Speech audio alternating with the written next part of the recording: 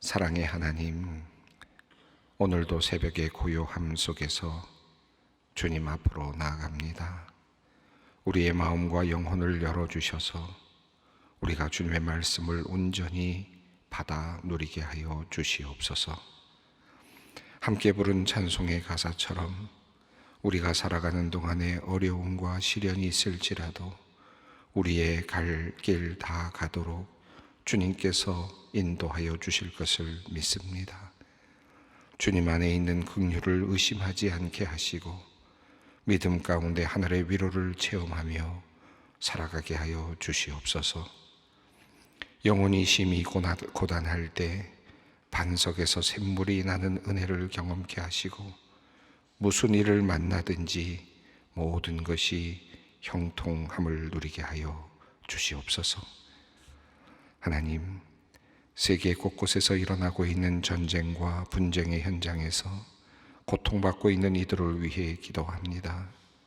저희는 그들의 고통과 아픔을 제대로 알 수는 없습니다마는 주님께서는 모든 것을 다 아시고 그들의 절망과 두려움의 현장에 계시는 줄을 믿습니다. 주님께서 그들의 마음을 위로하여 주시고 그들에게 참된 평안을 내려 주시옵소서. 전쟁으로 인해 집과 가족을 잃고 삶의 터전을 빼앗긴 난민들을 불쌍히 여겨 주시옵소서. 그들에게 안식처를 마련해 주시고 위로를 내려 주시기를 기도합니다. 분쟁 지역에서 고통받는 어린 영혼들을 보호하여 주시고 그들이 평화로운 미래를 꿈꿀 수 있도록 그 마음을 지켜 주시옵소서. 전쟁의 참혹함을 직접 마주한 군인들과 그 가족들을 주님의 사랑으로 품어주시고 그들의 육신의 상처와 마음의 트라우마를 치유하여 주시옵소서.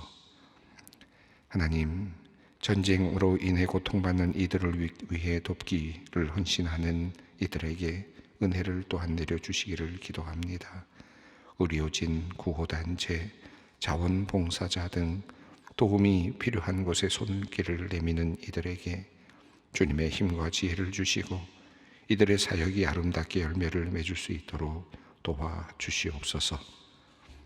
하나님, 전쟁을 일으키고 지속하는 이들의 마음을 변화시켜 주시옵소서.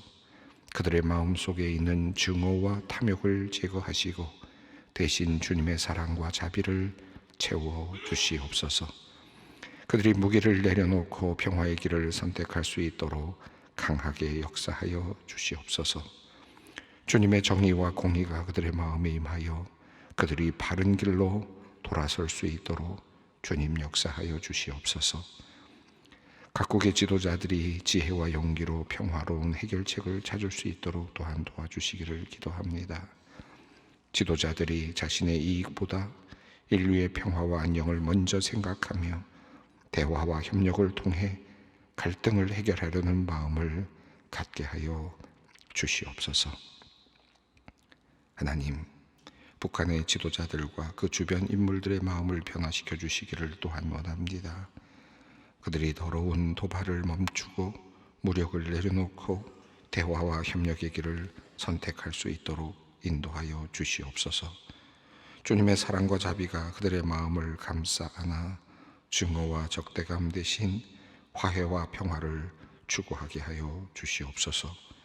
주님의 정의와 공의가 그들의 마음을 지배하여 한반도에 진정한 평화가 임할 수 있도록 역사하여 주시옵소서.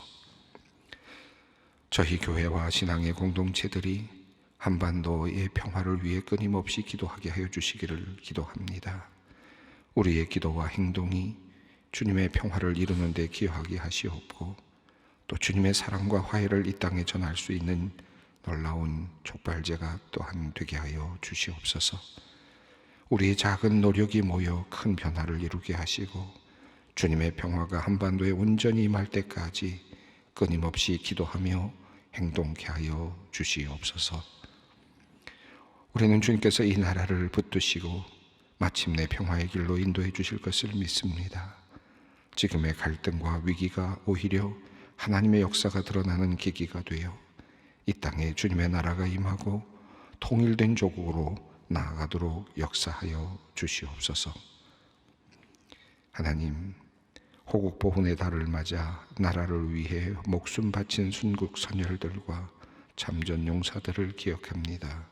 먼저 하늘의 위로가 그 가족들에게 함께 하시기를 기도합니다.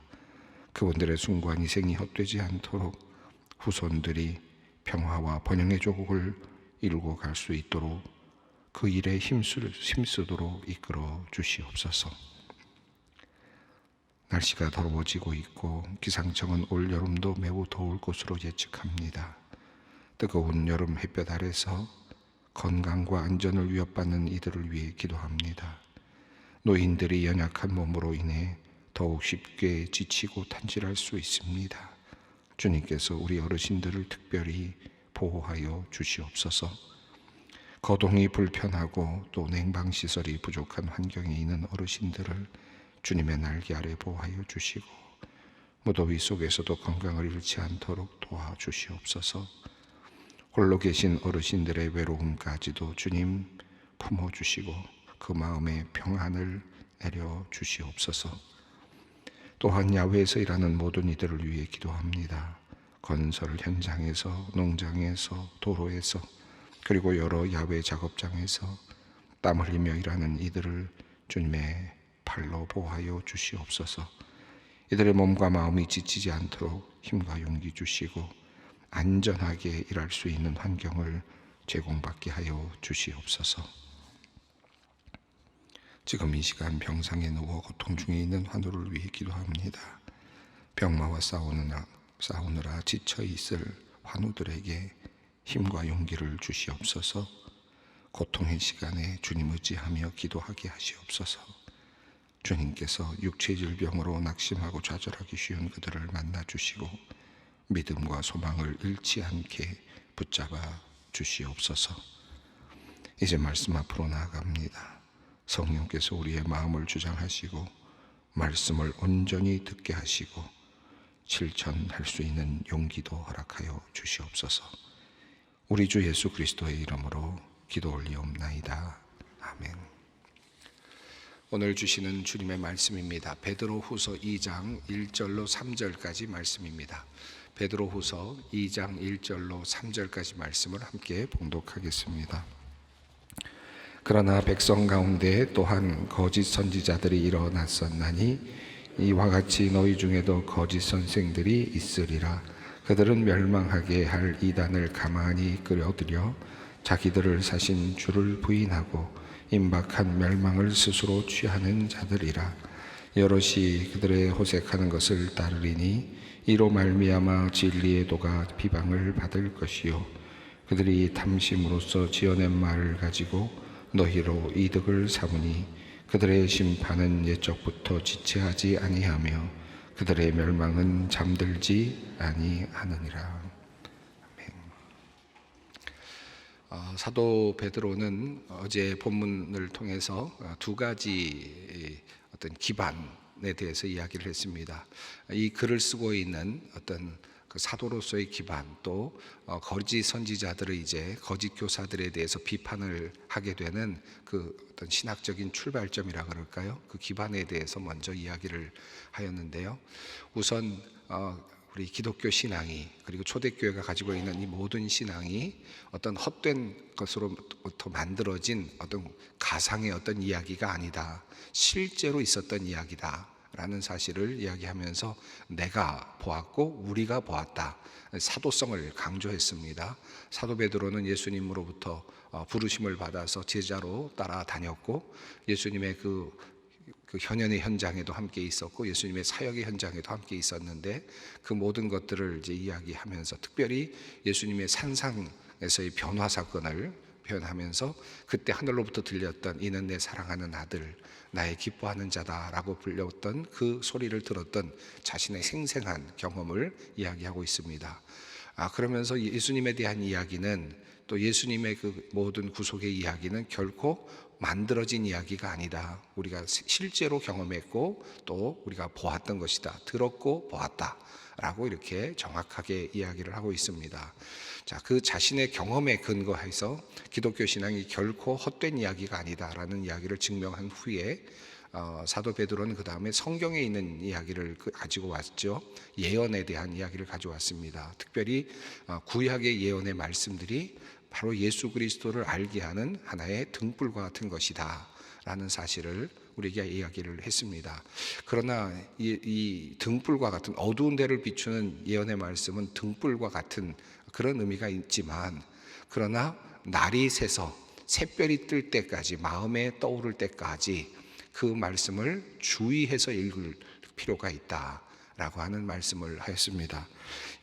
어제 읽었던 이 19절의 말씀이 굉장히 중요한 말씀이라고 생각합니다. 이 말씀은 여러 가지로 물론 다른 방식으로도 해석이 될 수 있겠지만, 일단은 어제 말씀드린 것처럼 비유적으로 본다면 등불과 그리고 날이 새서 샛별이 솟는, 그러니까 완전히 다른 차원의 빛이죠. 빛의 차원, 밝아짐의 차원이라고 할 수 있겠는데, 그러나 이 안에는 예수 그리스도를 통해서 이 샛별 되시는, 진정한 별이 되시는, 그리고 빛이 되시는 그 예수 그리스도를 통해서 바로 그 모든 것들이 다시 마음에 보여질 때까지, 그러니까 구약에 있는 모든 말씀들이 예수 그리스도를, 이 말씀이 예수 그리스도를 말씀하셨던 것이구나, 이 말씀이 바로 이 예수님의 그 이야기였구나 하는 것이 마음에 떠오를 때까지, 이것이 예수님의 빛으로 모든 것을 볼 수 있을 때까지 구약은 등불, 이 어두움을 비추는 등불에 불과합니다. 그러나 매우 중요한 역할도 합니다. 자, 그래서 그때까지는 이 말씀을 읽는 것을, 또 말씀을 해석할 때 매우 조심해서 읽어야 된다라고 하는 이야기를 하였습니다. 왜 이런 이야기를 해야 되는가? 그 이유는 이 자신이 경험했던 것이 정말 참이다, 그리고 이 모든 것들이 다 실제적인 경험으로부터 왔던 그런 증언이다라고 하는 이야기와, 또 성경에 있는 이야기들이 바로 그것을 뒷받침하고 있고, 그리고 예수 그리스도를 지향하고 있다라고 하는 이 사실을 이야기하는 이유는, 이제 뒤에 나오는, 오늘 본문에 나오는 내용이죠. 이후부터 나오는 거짓 선지자들, 그러니까 거짓 교사들의 교훈이 그로부터 벗어나 있다라고 보기 때문입니다. 잘못되어 있다라고 보여지기 때문입니다. 자, 그래서 그런 이야기를 하기 위해서 우선 어떤 토대, 신학적인 토대를 마련을 하고 있습니다. 어제 읽었던 말씀 중에 21절 말씀을 보면 이렇게 되어 있습니다. 예언은 언제든지 사람의 뜻으로 낸 것이 아니요 오직 성령의 감동하심을 받은 사람들이 하나님께 받아 말한 것임이라. 이 성경이 뭐냐? 성경을 무엇이라고 이해할 것이냐? 성경이 하나님의 말씀이냐? 우리가 신학교에 들어가면요, 신학교에 들어가서 제일 1학년 때쯤 되면 이 말씀 가지고 이 부분이 굉장히 큰 어떤 숙제이기도 합니다. 성경은 하나님의 말씀이다. 우리가 신앙이 좋을 때, 신앙이 좋은 그런 관점에서 이제 막 한참 그 열정을 가지고 신학교에 들어오게 되면 성경은 하나님의 말씀이다라는 말씀이 정말 뜨겁게 느껴지면서 신학교에 들어오지 않겠습니까? 들어올 때는 어떤 마음이 드냐면, 이건 하나님의 말씀이니까 하나님이 직접 썼을 거다, 그런 생각이, 돌에다 썼듯이 그렇게 썼을 거다라고 생각을 하는데, 들어와서 공부하다 보니까 이거 바울이 썼다더라, 또 이 말씀은 베드로가 썼대더라, 이렇게 이야기를 하니까, 그러면 하나님의 말씀이 어떻게 되는 건가, 이제 이런 고민이 생겨나기도 해요. 그리고 또 성경에 보면 약간의 다른 점들도 있고, 약간의 또 다른 표현들도 있고, 이런 것들도 있거든요. 이런 것들을 보면서 이거 그러면 사람의 말이냐라고 하는 또 다른 고민이 생겨나기 시작합니다. 근데 오늘 보면 말씀 21절을 보면 사람들이 말한 것이다, 예언은 사람들이 말한 것이다, 이렇게 또 있어요. 그러니까 그것을 먼저 인정하는 게 중요합니다. 사람들이 말한 것, 예언은 사람들이 말한 것이, 하나님은 그 사람들을 통해서 그 말씀을 우리들에게 전달하도록 하셨다, 이걸 일단 전제로 해야 됩니다. 자, 그런데 그보다 더 중요한 것이 있는데, 그러면 그냥 사람의 말이냐, 사람들이 생각해낸 대로 한 말이냐, 그것이 아니라 더 방점은 어디에 있느냐 하면, 이 예언의 하나님의 말씀은 사람의 뜻으로 만든 것은 아니고 성령을 통해서, 성령의 감동하심을 받은 사람들이 하나님을 통해서 받아서 말한 것이다. 그러니까 사람을 통해서 우리에게 전달이 된 건 분명하지만 그것을 인정하는 것도 중요합니다. 그런데 이것이 어디로부터 왔느냐? 하나님으로부터 왔다.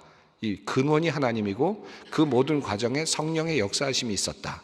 이걸 인정하는 것이 중요합니다.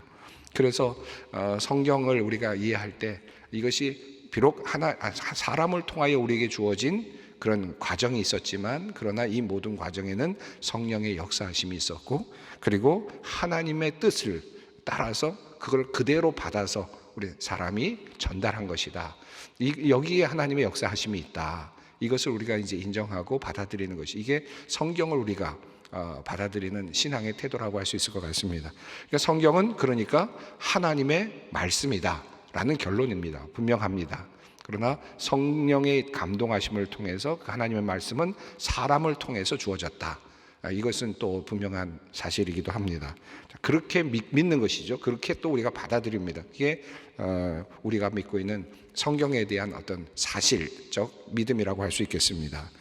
자, 이제 오늘 본문 말씀은 여기서부터 출발을 해서, 이런 신학적인 기반에서부터 출발해서 이제 교회에서 나타나고 있는, 교회 안에서 나타나고 있는 문제, 특별히 거짓 교사들의 문제에 대해서 이야기를 합니다. 2장 1절 말씀을 읽겠습니다. 그러나 백성 가운데 또한 거짓 선지자들이 일어났었나니 이와 같이 너희 중에도 거짓 선생들이 있으리라. 그들은 멸망하게 할 이단을 가만히 끌어들여 자기들을 사신 줄을 부인하고 임박한 멸망을 스스로 취하는 자들이라.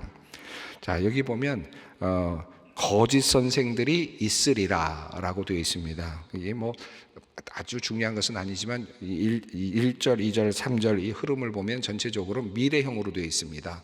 그러니까 마치 예언하는 것과 같은, 이제 거짓 선생들이 나타날 것이다 라고 하는, 아직 나타나지 않았지만 이제 곧 나타날 것이다, 보게 될 것이다 라고 하는 그런 형식으로 미래형을 사용하고 있습니다. 그런데 뒤를 가보면, 뒤에 베드로후서 뒤를 보면 실제로 이미 나타난 것을 볼 수 있습니다. 이미 교회 안에서 활동하고 있고 이미 나타난 현상입니다. 그러니까 실제가 있는 거예요. 그런데 앞부분에서는 그럴 것이다 라고 하는 미래형을 지금 사용하고 있습니다. 그런 의미, 이렇게 왜 미래형을 사용했을까? 이것도 고민이죠. 우리가 이 부분을 읽을 때 어찌 보면 이 말씀은 과거에 부터 내려오고 있었던 어떤 그 선지자들의, 예언자들의 말씀을 인용하는 그런 의미도 있을 것 같습니다. 또 한편으로는 거짓 선지자들이 지금 활동하고 있는 것에 대한 경고의 말, 어딘가에 있고 또 조만간 그들을 괴롭힐 것이다. 지금 네가 알지는 못하지만 그것이 너에게 현실로 드러나게 될 것이다 라고 하는 그런 경고적인 의미도 미래형으로 함께 담고 있다고 할 수 있겠습니다. 자, 그런데 여기 보시면 1절에 이렇게 되어 있습니다. 그러나 백성 가운데 또한 거짓 선지자들이 일어났었나니, 이건 과거죠. 이 무슨 말입니까? 백성은 이스라엘 백성들, 구약의 백성들을 의미합니다. 구약의 백성들, 구약을 보면 구약의 백성들 가운데 거짓 선지자들이 일어났었다. 이것은 이미 우리가 구약의 말씀을 통해서 잘 알고 있는 내용입니다. 자, 이런 것들처럼 이와 같이 똑같이 너희 중에도 거짓 선생들이 있을 것이다. 그러니까 구약에서 우리가 읽으면서 앞서 우리가 등불이라는 이야기가 나왔고, 그리고 이제 새별이 뜰 때까지라는 표현이 나왔지 않습니까? 구약과 또 새로운 차원의 어떤 진리의 차원으로 넘어가는 것도 이렇게 비교가 됐는데, 여기서도 이제 구약에 있는 말씀이 구약에 대한 이야기가 먼저 나옵니다. 이스라엘 백성들이 과거에 거짓 예언자들을 경험했던 것들처럼 그게 과거에만 있는 것이 아니라 우리 그리스도인들에게도 똑같이 일어날 것이다. 거짓 예언자들이 우리는 없다, 우리에게는 없다라고 말할 수 없다. 이것은 당연히 예표적으로 똑같은 반복적인 인간의 굴레이다라는 것입니다. 그러므로 이단들이 나에게는 없다, 내 주위에는 없다, 과거에는 있었다라고 그렇게 생각해서는 절대로 안 된다. 구약의 백성들이 실제로 경험했던 것처럼 내 주위에서 내가 경험할 수 있는 그런 가능성이 충분히 존재한다 라고 하는 이 위험성에 대한 경고라고 할 수 있겠습니다. 자, 거짓 선생들이 있을 것이다. 자, 그런데 그들은 어떻게 하느냐? 우선 이제 뒤에도 계속 나옵니다만은, 우선 멸망하게 할 이단을 가만히 끌어들여, 이렇게 됐습니다. 자, 이단들, 거짓 선생들은 어떤 식으로 활동하느냐 하면, 일단 너희 가운데라는 말은 휘민이니까 너희 중이라는 이 말은 이제 그리스도인들이죠. 여기서는 그리스도인들 사이에 들어와 올 것이다. 이단들이 그리스도인들 사이에, 쉽게 말하면 우리 교회 안에 들어온다, 우리 믿음의 공동체 안에 들어온다라는 것입니다. 어떻게 들어오느냐? 멸망하게 할 이단을 슬그머니 가지고 들어온다, 몰래 가지고 들어온다, 비밀스럽게 은밀하게 가지고 들어온다라는 것입니다. 이 말씀은 자신들이 주장하는 바를 하나도 말하지 않고 은밀하게 가져온다라는 의미라기보다는 자신들의 그 교훈이나 자신들의 어떤 그런 것들이 기독교의 어떤 그 흐름, 기독교의 어떤 전통적인 것과 어떻게 다른지를 설명하지 않고 마치 그 어떤 것들을 보완하는 것처럼 그렇게 이야기를 하면서 슬그머니 들어올 수 있는 거죠. 여기서 슬그머니 가만히 끌어들인다. 이 이단들이 들어오는, 거짓 선지자들이, 거짓 교사들이 들어오는 방식을 이야기하고 있습니다. 자, 조용하게 모르게 그렇게 들어오는 것이죠. 자, 그런데 들어와서 그분들은 뭐를 하느냐 하면, 지금 여기서는 특별히 어떤 한 지금 그 이단의 모습을 보여주고 있는데, 자기들을 사신 주를 부인하고, 그러니까 예수 그리스도의 주 되심을 부인한다. 이것이 이단의 특징입니다. 예수 그리스도의 주 되심을 부인하는 것, 그리고 그 자리에 다른 것들을 집어넣거나 다른 어떤 일들을 해나가는 일들을 우리가 보통 보게 되죠. 거기에 자신의 이름을 넣거나 뭐 이런 일들도 많이 있습니다.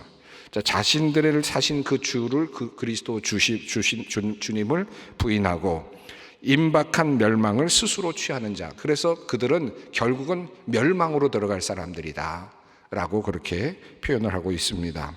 자, 주를 부인하고 예수 그리스도의 주 되심을 부인하는 이단들이 가만히 들어올 것이다.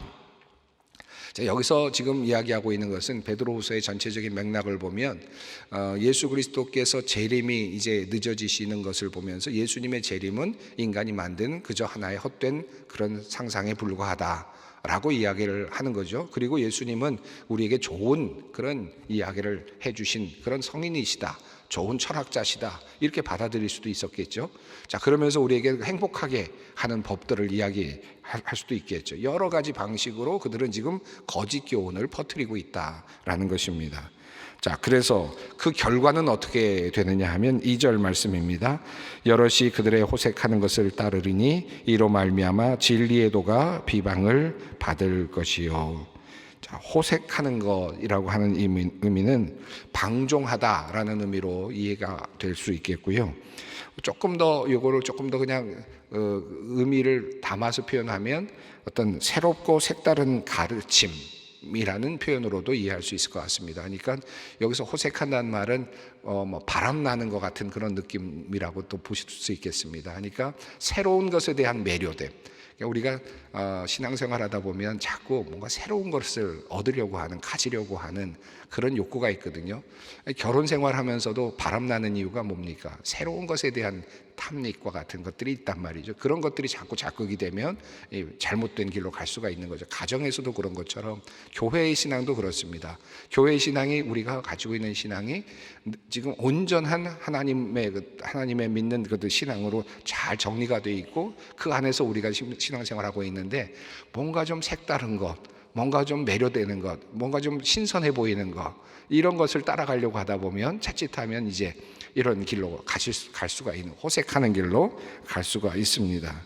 자, 이렇게 함으로써 결과적으로는 진리의 도가 비방을 받는 그런 일들을 하게 되는데, 당시 아마 이 내용을 보면 도덕적인 어떤 굴레 또는 이런 것들을 해방시키고 또 심판이 없다, 재림이 없다라고 하는 것을 가르친다는 말은 무슨 뜻입니까? 심판이 없다라고 하는 것이고, 당시에 철학자들을 보면 쾌락주의들이 이제 나왔던 걸 보면 자신의 행복만을 추구하는, 이 세상에서 행복만을 추구하는 이런 그런 하나의 그런 철학들이 굉장히 많았기 때문에 예수님의 심판은 더 이상 없고 두려워할 필요가 없고, 그리고 이제 우리들의 삶은 행복하게만 살면 된다 라고 하는 그런 방식으로 아마 이끌어갔을 가능성이 있는데, 이것에 대해서 지금 이것은 이단적 그런 사고이고, 그것은 이 그리스도의 진리와 어긋난다. 예수 그리스도는 분명히 재림하시고 심판주로 오신다라고 하는 이런 이야기들을 이제 하고 있는 거죠. 3절 말씀을 읽습니다. 그들이 탐심으로 지어낸 말을 가지고 너희로 이득을 삼으니 그들의 심판은 옛적부터 지체하지 아니하며 그들의 멸망은 잠들지 아니하느니라. 이단의 근본적인, 또 거짓 선지자들의 근본적인 의도 안에는 탐심이 존재합니다. 욕심이 존재합니다. 욕망이 존재합니다. 예를 들면 돈을 얻으려고 하는 욕망이 존재할 수도 있고요. 또는 사람들을 마음대로 이렇게 부리고 종처럼 부리려고 하는 것, 그러니까 압도하는 그런 어떤 권력을 사람들에게서 행사하고자 하는 욕망이 존재할 때도 있고요. 그러니까 이 이단들의 욕망 속에, 이단들의 어떤 또 거짓된 그 교사들의 마음 속에는 탐심이 존재합니다. 그래서 이 탐심으로부터 출발을 하는 겁니다. 그래서 사람을 마음대로 좌지우지하거나 조종하거나, 이것도 큰 탐심 중에 하나죠. 자기 마음대로 사람을 부릴 수 있게 되는 것, 이것도 큰 탐심이죠. 또는 재정적인 어떤 도움을 받는다든가, 또는 어떤 다른 이득을 취한다든가, 이런 것들이 기본적으로 이제 깔려 있는 겁니다. 그리고 나서 그걸 가지고 그런 베이스 안에서, 그런 의도를 가지고 사람들을 유혹하고 마치 좋은 것처럼 포장을 해서 사람들을 방종하게 하고, 또 새로운 것처럼 꾸며서 그들에게 또 가만히 들어가서 조용하게 이렇게 접근을 하게 되는데, 결과적으로는 결국 기독교 신앙을 망가뜨리는, 그리고 결국은 자신은 멸망으로 인도하고, 자신도 멸망으로 갈 뿐만 아니라 사람들을 멸망으로 이끄는 길로 데려가게 된다라고 하는 것이죠. 그래서 우리가 이 거짓 그 교사들에 대한 위험성에 대한 이야기를 이제 베드로후서가 하고 있는데, 이 이야기를 읽으면서 우리가 또 우리들의 삶 속에서도 한번 이 부분을 잘 적용해 볼 필요가 있겠습니다.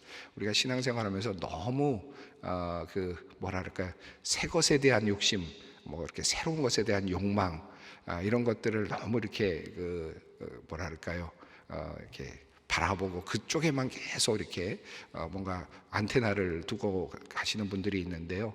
뭔가 새로운 게 있다 그러면 막 쫓아다니시고, 또 어떤 누가 또 뭐 특별한 능력이 있다 그러면 막 쫓아다니시고, 또 누가 새로운 말을 한다 그러면 막 쫓아다니시는 분들이 있는데, 그런데 사실은 그런 분들 중에서 그런 분들이 사실 참 잘못하면 이단에 빠져들 수 있는 가능성이 상당히 많이 있습니다.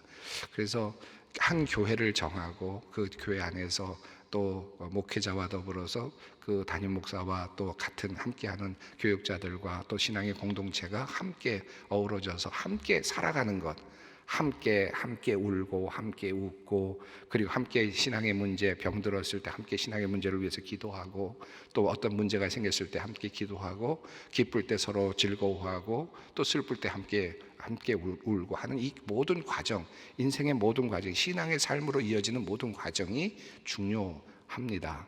그것을 우리가 붙잡는 것이 매우 필요합니다. 자칫하면 우리가 잘못된 길로 걸어갈 수 있습니다. 저는 종종 유튜브를 이렇게 보다가 딱 이렇게 보여질 때, 저 사람은 가짜구나라는 생각이 드는 분들이 종종 있어요. 정말 가짜다라는 마음이 제 마음에 확신으로 오는 그런 경우에 제가 말은 안 합니다만은, 근데 보니까 조회수가 막 어마어마해요. 어마어마하고 엄청난 위력이 있고, 말도 들어보면 저렇게 말을 잘하나, 왜 하나님은 나한테 저렇게 말 잘하는 능력을 안 주셨나, 이런 생각이 들 정도로 좀 불공평하다 생각이 들 정도로 얼마나 말을 잘하는지, 그리고 또 사람들이 매혹할 만한 여러 가지 애국적인 요소, 여러 가지를 다 담아서 아주 멋지게 이야기를 해서 밑에다가는 또 헌금할 구자 번호까지 잘 적어놓고, 제가 보면서 이 사람은 좀 가짜인데 어떡하나. 근데 제가 그렇게 가짜라고 생각하고 기도하고 또 참 하나님 앞에서 안타깝게 기도했던 분들 중에서 하나씩 둘씩 그것들이 드러나고 또 알려지는 걸 보면서, 그런데 그 사이에 그렇게 당하고 그 사이에 매료돼서 그것만 따라가고 있던 사람들은 어떻게 된 건가, 참 안타깝다. 왜 저런 일이 자꾸 발생할까? 이게 사탄의 역사입니다. 사실은 하나님, 이 세상 영을 갖고 있는, 세상의 영이 갖고 있는 계속 끊임없이 우리를 미혹시키는 그런 영이 작동을 하는 거죠. 그러니까 우리가 자칫하면 욕심을 가지고 뭔가를 하려고 하다 보면 그런 일에 빠져들 수가 있습니다. 자, 오늘 본문을 우리가 쭉 읽어보면서 또 다시 탐심이라고 하는 이 탐심을 우리가 늘 마음에 새겨둬야 되겠습니다. 이단도 거짓 교사들도 그 베이스에는 탐심이 있고요. 또 이단에 빠져드는 사람들도 그 베이스 안에는 탐심이 존재합니다. 이 탐심을 물리치는 것, 이게 굉장히 중요하겠습니다. 오늘 이 말씀 붙잡고 기도의 자리로 함께 나아가겠습니다. 하늘에 계신 우리 아버지, 아버지의 이름을 거룩하게 하시며 아버지의 나라가 오게 하시며 아버지의 뜻이 하늘에서와 같이 땅에서도 이루어지게 하소서. 오늘 우리에게 일용할 양식을 주시고 우리가 우리에게 잘못한 사람을 용서하여 준 것 같이 우리 죄를 용서하여 주시고 우리를 시험에 빠지지 않게 하시고 악에서 구하소서. 나라와 권능과 영광이 영원히 아버지의 것입니다. 아멘.